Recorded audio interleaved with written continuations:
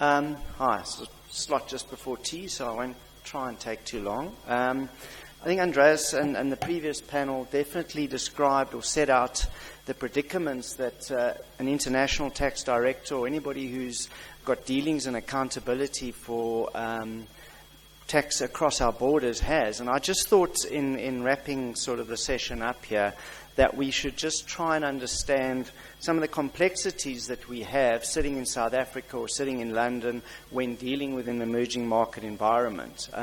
Notwithstanding that there are DTAs, to the extent there are DTAs, or that there's tax law that we can rely on, but my experience with a highly regulated environment and a highly regulated industry is that often there's not. So I just thought I'd give you some of my war stories and some of my thoughts on sort of how one can approach it, or the complexities that we have sitting in a first world environment and often dealing with staff or colleagues or even advisors and certainly revenue officials in countries where perhaps they're not advanced as perhaps we are.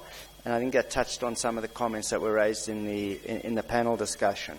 So in sort of the 4 bullet points, I think the first one is the uncertainty, interpretational issues, and Andreas sort of touched on that in terms of how one interprets various articles within the treaty, or even how one even interprets the service, whether it's X or Y, or how one categorizes that.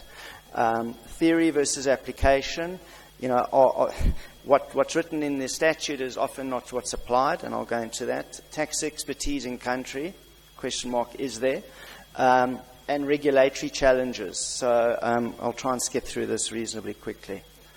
Uncertainty. So that legislation, to the extent there is, and unfortunately in most emerging markets, there is some form of legislation, and in particular in our industry, it's at best can be sometimes just lifted up from somebody else and plonked down.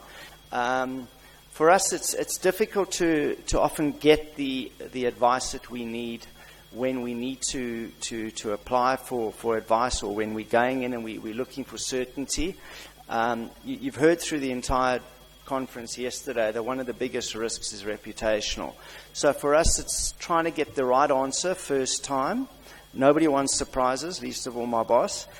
Or his boss, both of whom are sitting here. So the idea is to try and get the right advice first time so we can apply it. So, as I said, there's often a lack of local precedent, lack of case law.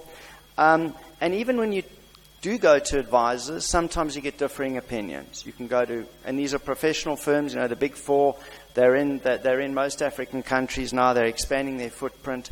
Often you'll go to one and you'll get a different answer from going to another. And as the client, that becomes complex, to say the least. Theory versus application. Here again, contradictions exist in the way legislation is drafted and the way it's applied in certain countries. And that often makes a big impact. You go and you do an acquisition, you get advice, you get a DD, you understand the different forms of taxes that are going to be applied. You hand it over to the clever actuaries and the M&A team, and they do their numbers and they come up with a valuation. They then walk away, get the Perspex plaque from the investment banker and crack the champagne, and we're left to actually dealing with the work. And often when you go in onto the ground, you're faced with a different set of circumstances, and it's difficult often to reconcile between what the legislation states and what the on-the-ground practice is happening. And that can turn into quite an expensive exercise, and it becomes quite difficult. So often when you're expanding into Africa or you're going into a new country, my advice is to get local practice as well. So yes, you get the statute, but let's understand, is that what's being applied? And if not, why not? Taxing through the